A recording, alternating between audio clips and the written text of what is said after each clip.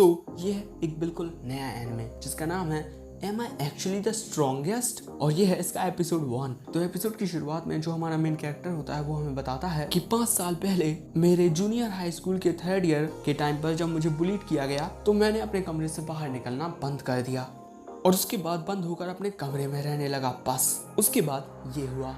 हम देखते हैं कि हमारा मेन कैरेक्टर जब अपना फोन चला रहा था तभी अचानक उसके फोन से बहुत तेज रोशनी निकलने लगी एंड तभी एक लड़की दिखाई जाती है जो बताती है कि कांग्रेचुलेशन, आपको चुना गया है रीइंकार्नेट होने के लिए। हमारे हीरो को तो कुछ समझ में नहीं आता कि क्या मैं अपने कमरे में मर गया हूँ। उसके बाद ये गॉडेस हमारे हीरो से बोलती है कि जिस नई दुनिया में तुम जाने वाले हो उसमें मैजिकल फैसिलिटीज होती हैं, इसी वजह से मैं तुम्हें ओवर पावर्ड स्किल देने वाली हूँ जिससे तुम्हारी नई जिंदगी बहुत अच्छी होगी।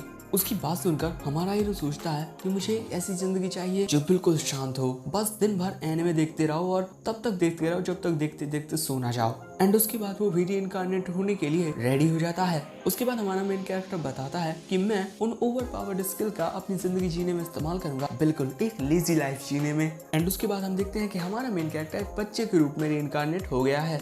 एंड वहीं पर हम उस बच्चे के पापा को देखते हैं जो अपने बच्चे को देखकर अपनी बीवी से बोलता है कि गीजलॉट, ये बच्चा हम दोनों की निशानी, हमारा प्रिंस है और इसकी लेफ्ट ब्रीस्ट पर इसके पास रॉयल इंसिग्निया का निशान भी है। उन दोनों को देखकर हमारा हीरो सोचता है कि यही मेरे पेरेंट्स होंगे। उसके बाद वो उस बच्चे का मैजिक लेवल चेक करवाते हैं। हम देखते हैं कि माना लेवल चेक करते टाइम वो क्रिस्टल बॉल बहुत ज्यादा चमक रही है और वहाँ पर उस बच्चे के पापा बोलते हैं कि ये बच्चा फ्लैश प्रिंस है जिसने डीमन किंग को डिफीट किया है और मुझसे हम दोनों से पैदा हुआ है। मुझे पूरा यकीन है कि इसका लेवल कम से कम 40 और 50 के बीच होगा। लेकिन जब वो आदमी चेक करता है तो उसका लेवल सिर्फ 2 होता है। ये सुनकर तो किंग बिल्कुल हैरान हो जाता है। एंड उसके बाद वो बोलता है कि ये भगवान, ये तो कुछ भी नहीं कर सकता। और वहाँ पर जो उसकी माँ होती है वो भी बोलती है कि अगर लोगों को ये पता चल गया तो ये बिल्कुल भी अच्छा नहीं होगा। उसके बाद वो दोनों ही कहते हैं कि हम लोगों से ये कह देंगे कि बच्चा पैदा होते वक्त मर गया। भाई ये सुनकर ना हमारे हीरो की हालत खराब होने लगती है कि मैं अभी तो पैदा हुआ हूँ और इतनी जल्दी मरने भी वाला हूँ। उसके बाद ये किंग बोलता है कि इस बच्चे को कहीं दूर जंगल में ले जाकर मार दो। अब भाई ऐसी सिचुएशन देखकर जो गॉडेस होती है वो भी काफी परेशान होती है। एंड वहाँ पर वो एक दूसरी गॉडेस से बोलती है कि मैंने एक पर्सन को ओवर पावर्ड स्किल्स दी लेकिन किसी को ये एहसास ही नहीं हुआ। और वो ये भी बोलती है कि उस दुनिया में जो मैजिक लेवल चेक करने वाला डिवाइस है वो लगता है सिर्फ 2 ही डिजिट का है और इसके अलावा मैं उसे एक एलिमेंट देना भी भूल गई। तभी ये दूसरी गॉडेस उससे उस रीइंकार्नेटेड हुए पर्सन का मैजिक लेवल पूछती है। तो ये बताती है 1002। अब ये सुनकर ये गॉडेस बोलती है कि इतना ज्यादा। उसके बाद हमें जंगल का सीन दिखाया जाता है जहाँ पर हम देखते हैं कि कोई हमारे हीरो को जंगल में छोड़ गया है। वहाँ पर हमारा हीरो सोचता है कि उस आदमी ने कहा था कि मैं बैरियर मैजिक यूज कर सकता हूँ, चलो ट्राई करते हैं। उसके बाद वो बस सोचता है और जादू होने लगता है और ये ना उसके लिए बच्चों का खेल था, मतलब बहुत आसान था। हमारा हीरो वहाँ पर बोलता है कि मैं इसको छोटा बड़ा कर सकता हूँ, इसका रंग रूप बदल सकता हूँ। लेकिन तभी वो सोचता है कि क्या मैं इसका इस्तेमाल अपने ऊपर कर सकता हूँ और जब वो उसका इस्तेमाल करता है तो ये काम करता है। वो अपने मैजिक के जरिए हवा में उड़ने लगता है और वहाँ पर हमारे हीरो को ये पावर बहुत अच्छी लगती है क्योंकि शायद से इसमें माना का इतना यूज नहीं होता। अब वो ये सब सोच ही रहा था लेकिन तभी अचानक उसके पीछे एक जंगली जानवर आ जाता है जिसको देखकर हमारे हीरो की हालत खराब हो जाती है। एंड अगले ही पल में वो बड़ी सी फॉक्स हमारे हीरो पर हमला करती है लेकिन उसका मैजिक बैरियर उसे बचा लेता है। अब ये देखकर हमारा हीरो खुश था और वो वहाँ पर बहुत सारे छोटे छोटे बैरियर्स बना देता है और उस फॉक्स पर अटैक करता है जिसकी वजह से उस फॉक्स को गुस्सा आ जाता है क्योंकि इससे उसे कोई डैमेज नहीं हो रहा है ज्यादा। उसके बाद वो अपने मैजिक बैरियर का कुछ इस प्रकार उपयोग करता है, बैरियर्स के जरिए पेड़ों को हवा में उड़ाकर उस फॉक्स पर अटैक करता है लेकिन इसके बावजूद भी वो फॉक्स को ज्यादा कुछ नहीं होता। अब ये देखकर हमारा हीरो सोचता है कि इन पेड़ों का हमला इसके लिए काफी नहीं था। लेकिन तभी उसे आइडिया आता है, वो जमीन के काफी बड़े टुकड़े को उस फॉक्स पर गिराने वाला होता है। अब ये देखकर उस फॉक्स की हालत खराब हो जाती है और वो बोलती है कि रुको रुको रुको 1 मिनट, मैं सरेंडर करती हूँ। लेकिन हमारे हीरो को समझ में नहीं आता कि सरेंडर आखिर किसने कहा। एंड वो उस आवाज को इग्नोर करके अपना अटैक जारी रखता है। अब बेचारी फॉक्स उस अटैक से डरते हुए बोलती है कि मैंने कहा ना मैं सरेंडर करती हूँ। और अब हमारे हीरो को समझ में आ जाता है कि ये बोल रही है। उसके कुछ देर बाद वो फॉक्स हमारे हीरो को बताती है कि मैं अपना माना रिप्लेनिश करना चाहती थी, इसीलिए मैंने तुम्हें खाने के बारे में सोचा, मुझे पता नहीं था कि तुम इतने पावरफुल हो। लेकिन हमारा हीरो तो ठहरा एक बच्चा, तो वो कुछ बोल ही नहीं पाता। उसके बाद वो सोचता है कि क्या करूं, बात करने के लिए कुछ सोचना पड़ेगा। उसके बाद वो एक ऐसा बैरियर बनाने के बारे में सोचता है जो आपके थॉट्स को साउंड में रिफ्लेक्ट करता है, और वो उस बैरियर को अपने गले के पास लगा लेता है। उसके बाद वो उस फॉक्स से हेलो बोलता है। ये देखकर वो फॉक्स बहुत ज्यादा हैरान हो जाती है। उसके बाद वो उस बच्चे से पूछती है कि तुम कौन हो, तुम तो न्यू बॉर्न बेबी लगते हो। तभी हमारा हीरो सोचता है कि आखिर मेरा नाम क्या था। उसे कुछ पता नहीं होता, सो वो उसे अपना नाम बताता है, हारुतो। उसके बाद वो उसे बताता है कि मैं दूर एक किंगडम में पैदा हुआ था, लेकिन लो माना लेवल होने की वजह से मुझे अकेला छोड़ दिया गया। उसकी बात सुनकर वो फॉक्स बोलती है, लेकिन मुझे तो तुम्हारी बॉडी से इतना ज्यादा माना फील हो रहा है जो एक इंसान की लिमिट से बाहर है। और तभी वो फॉक्स उससे पूछती है कि कहीं तुम रीइंकार्नेट हुए डीमन किंग तो नहीं हो। हमारा हीरो सोचता है मैं तो एक जॉबलेस और बेकार आदमी था, लेकिन अगर इसे पता चल गया कि मैं एक लूजर था तब तो। वो उससे बोलता है कि हाँ मैं हूँ डीमन किंग, और ये फॉक्स उसकी बात काफी आसानी से मान भी लेती है। उसके बाद वो फॉक्स कुछ इस प्रकार का पोज मारकर बोलती है कि मैं हार मानती हूँ, अब तो मुझे मार सकते हो। हमारा हीरो बोलता है कि मैं तुम्हें मारना नहीं चाहता, मैं तो बस चाहता हूँ कि तुम मुझ पर अटैक ना करो। अब हमारे हीरो की दरियादिली देखकर वो फॉक्स बोलती है, मैं फ्लेम फेनरिर कसम खाकर आपसे वादा करती हूँ। उसको देखकर हमारा हीरो सोचता है कि क्या तुम कोई समुराई हुआ।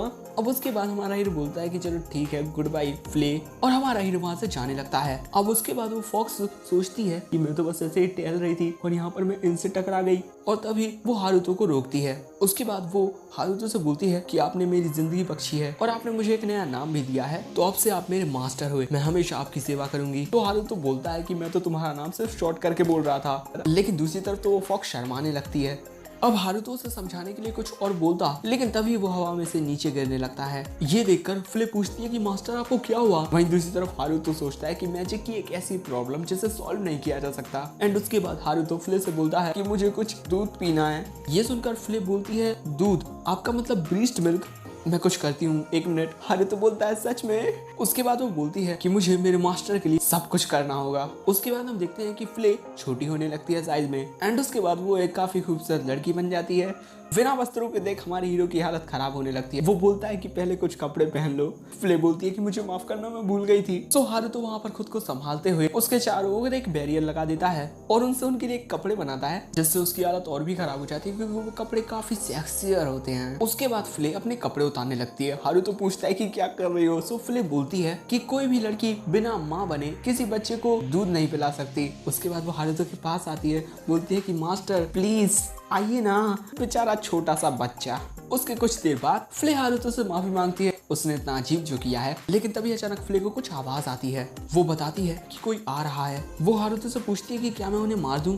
हारुतो बोलता है कि नहीं, पहले हमें बातचीत करनी चाहिए। उसके बाद हारुतो 2 छोटे बैरियर बनाता है जिसकी मदद वो दोनों एक दूसरे से टेलीपैथी कम्युनिकेट कर सकते हैं। उसके बाद हम देखते हैं वहाँ पर एक बंदा आता है। फ्ले उससे पूछती है कि आखिर तुम यहाँ क्या कर रहे हो। तो वो बंदा बोलता है कि मैं यहाँ पर उस बच्चे को लेने के लिए आया हूँ। फ्ले इसके लिए मना कर देती है। वो आदमी पूछता है कि आखिर तुम मुझे किस हक से रोक रही हो। फ्ले उसे मुस्कुराकर बताती है कि ये कुछ टाइम पहले मेरे मास्टर बने हैं, इसका मतलब ये मेरे हुए। हारुतो सोचता है कि क्या मैं इसके लिए राजी हुआ था, और वहीं दूसरी तरफ वो आदमी बोलता है कि ये मेरे रिलेटिव का बच्चा है, अच्छे सर्कमस्टेंसेस की वजह से उसे यहाँ पर छोड़ना पड़ा, लेकिन मैं उसे लेने के लिए आ गया हूँ। फ्ले पूछती है कि जब छोड़ दिया था तो क्यों आए हो।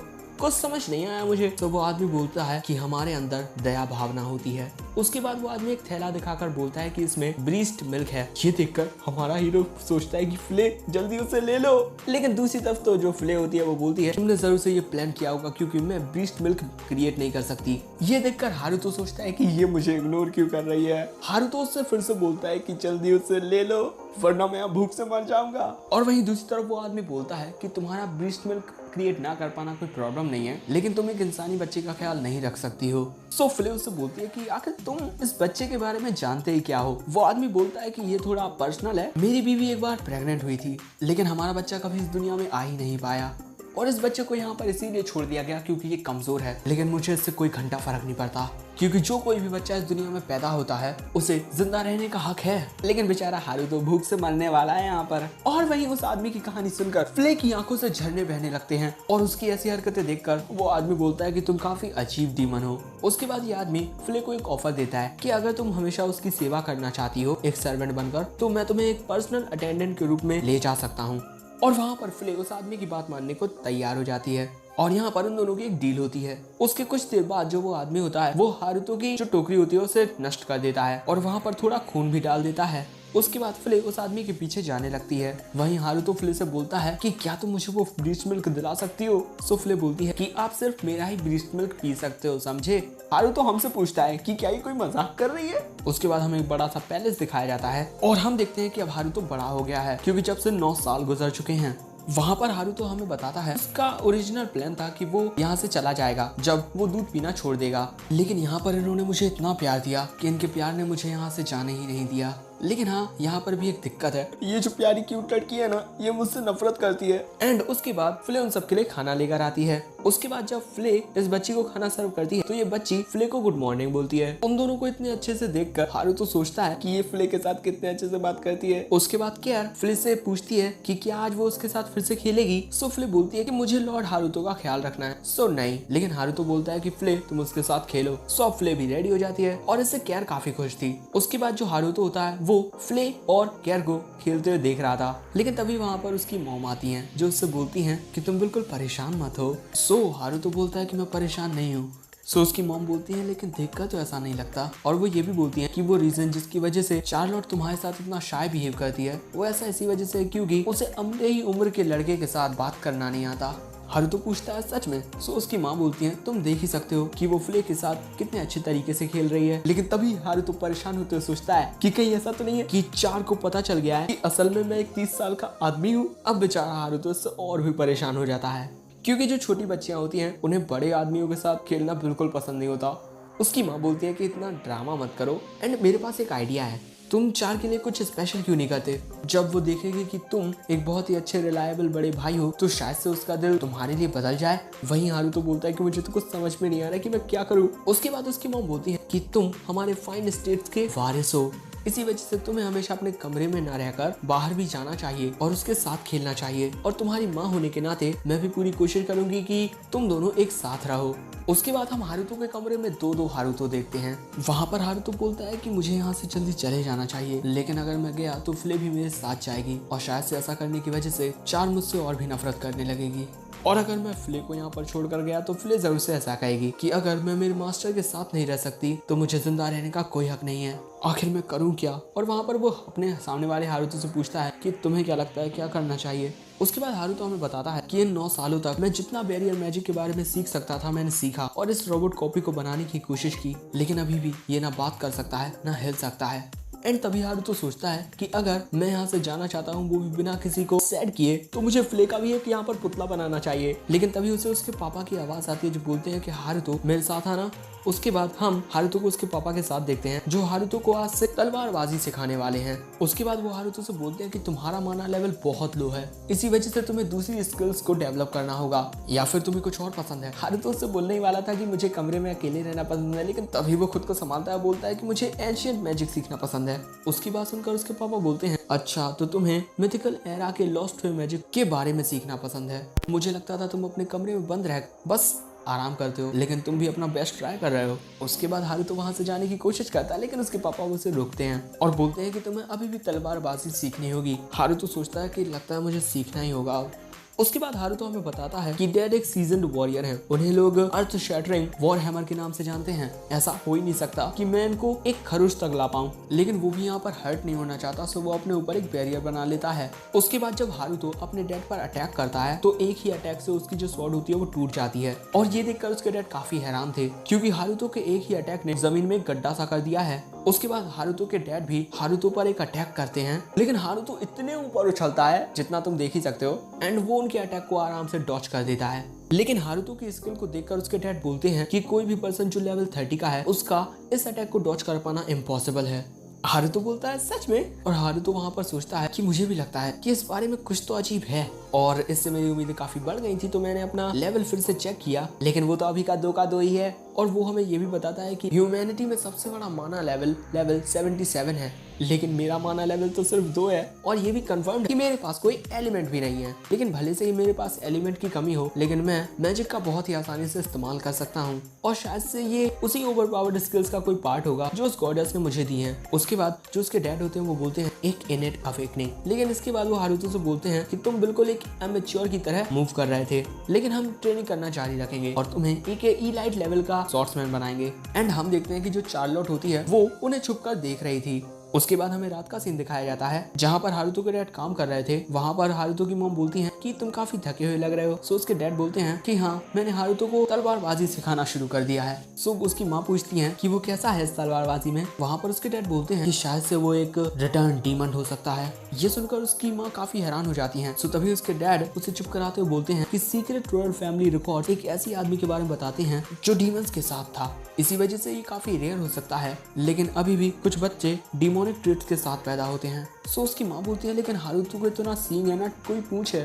सो उसके पापा बोलते हैं कि ऐसा कहा जाता है कि रॉयल इंसिग्निया के बच्चों में अजीब प्रकार की ताकतें होती हैं जिनके बारे में हमें कुछ भी नहीं पता। और अभी भी मुझे ये बात समझ में नहीं आती कि आखिर डीमन फ्ले हारुतो की सर्वेंट क्यों है। सो उसकी माँ बोलती है हारुतो एक नॉर्मल बच्चा है, मुझे इस बात पर पूरा यकीन है। सो उसके डैड भी बोलते हैं कि हाँ, तुम चिंता मत करो, मुझे भी यही लगता है और चाहे कुछ भी हो जाए हम पूरी कोशिश करेंगे कि हमारा बच्चा एक अच्छी खुशहाल जिंदगी जिए। और वहीं पर हम चार्लोट को देखते हैं जो कि उनकी सारी बातें सुन रही थी और वो वहाँ पर बोलती है कि हारुतो एक डीमन हो ही नहीं सकता। लेकिन हारुतो वो कुछ और बोलती है, लेकिन तभी वो सो जाती है। एंड इसी के साथ ये एपिसोड समाप्त हो जाता है। सो तुम लोग कमेंट में बता सकते हो कि न्यू सीरीज तुम लोगों को कैसी लगी। एंड ऐसी ही कई सारी न्यू सीरीज आने वाली हैं। सो बस जब भी तुम लोगों को नोटिफिकेशन आए तो चेक करने आ जाना। एंड मैं अब कुछ नहीं बोलूंगा। In the end of the video, thanks for watching.